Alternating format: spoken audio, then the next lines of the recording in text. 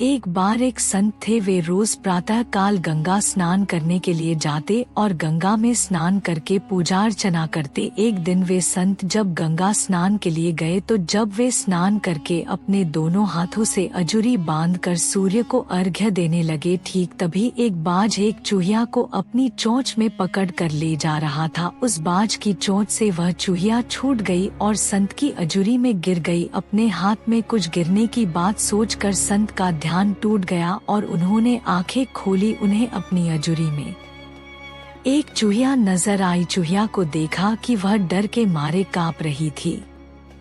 संत ने उस बाज को देखा जिसकी चोंच से वह चूहिया नीचे गिर गई थी। अब संत ने उस बाज से चूहिया को बचाने के लिए अपने एक हाथ जिसमें चूहिया को रखा, दूसरे हाथ से उन्होंने चूहिया को ढक दिया और उसे नदी के किनारे छोड़ दिया। फिर चूहिया डर से तेज तेज कांपने लगी। इससे संत को उस पर दया आई। वे सोचने लगे कि इस चूहिया को ऐसे छोड़ दिया तो फिर कोई बाज या अन्य कोई जानवर इसे खा जाएगा। बहुत सोच विचार करके उस संत ने उस चूहिया को एक लड़की बना दिया। अब संत ने उसे अपनी बेटी मानकर पालने लगे। वह चूहिया लड़की बनकर संत की कुटिया में रहने लगी। धीरे धीरे कुछ समय बीता और वह लड़की बड़ी हो गई। जब वह बड़ी हुई तो संत को उसकी शादी करने की चिंता सताने लगी। इसलिए संत ने उसके लिए सुयोग्य वर ढूंढना शुरू कर दिया। उन्होंने सोचा कि दुनिया का सबसे तेजस्वी पुरुष से ही मैं अपनी इस बिटिया का विवाह कर दूंगा। अब संत ने सबसे तेजस्वी पुरुष सूर्य देव के पास गए और उनसे अपनी बेटी की शादी की बात करी। सूर्य देव ने शादी करने की हामी भर दी। अब वे संत खुश होकर घर लौट आए। जब सूर्य देव उस कन्या से विवाह करने संत के घर आए तो संत ने अपनी बेटी को कहा, यह सूर्य देव है, संसार के सबसे तेजस्वी पुरुष है, इनसे मैं तुम्हारा विवाह करवा दूंगा। अब उस लड़की ने सूर्य देव को ध्यान से देखा और संत से बोली, मैं इनसे विवाह नहीं कर सकती। संत को हैरानी हुई। वे बोले, बेटी इनके समान और दूसरा दुल्हा कहाँ मिलेगा? उस लड़की ने कहा, यह बात ठीक है कि सूर्य देव बहुत तेजस्वी है, पर मुझे इनसे डर लगता है क्योंकि इनके इतने तेज को मैं सह नहीं सकूंगी। अब संत ने सूर्य देव से माफी मांगी और उन्हें आदर से विदा किया। अब उस संत ने एक नई तलाश शुरू करनी।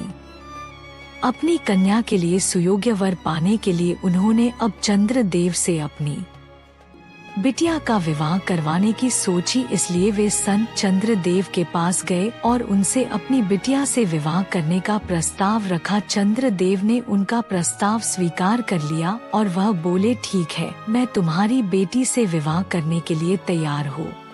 अब संत वापस अपनी कुटिया में लौट आए। अब चंद्रदेव उस संत की बेटी से विवाह करने उनकी कुटिया में पहुँचे। संत ने अपनी बिटिया को बुलाकर चंद्रदेव से मिलवाया और बोले, बिटिया यह चंद्रदेव है, इनसे मैं तुम्हारा विवाह करवा दूंगा। अब उस लड़की ने चंद्रदेव को ध्यान से देखा और बोली, ना पिताजी, मैं चंद्रदेव से विवाह नहीं कर सकती। चंद्रदेव से विवाह करके मैं तो ठंड के कारण मर जाऊंगी। अब संत ने चंद्रदेव को भी आदर के साथ विदा किया। संत ने फिर किसी और दुल्हे की तलाश शुरू की तो उन्होंने अग्निदेव को अपनी बेटी से विवाह करने के लिए तैयार किया, मगर उनकी बेटी ने अग्निदेव से भी विवाह करने से इनकार कर दिया। वह लड़की संत से बोली, पिताजी, अगर मैंने अग्निदेव से विवाह कर लिया तो मैं इनकी आग में ही जलकर मर जाऊंगी, आग मैं सहन नहीं कर पाऊंगी। संत ने अग्निदेव को भी विदा किया। इस तरह संत जो भी वर ढूंढ कर लाते वह कन्या उनसे विवाह करने से मना कर देती। एक दिन कुटिया में एक चूहा आया तो वह लड़की उस चूहे के संग बहुत खुश होकर खेलने लगी और संत के पास आकर बोली, पिताजी, मुझे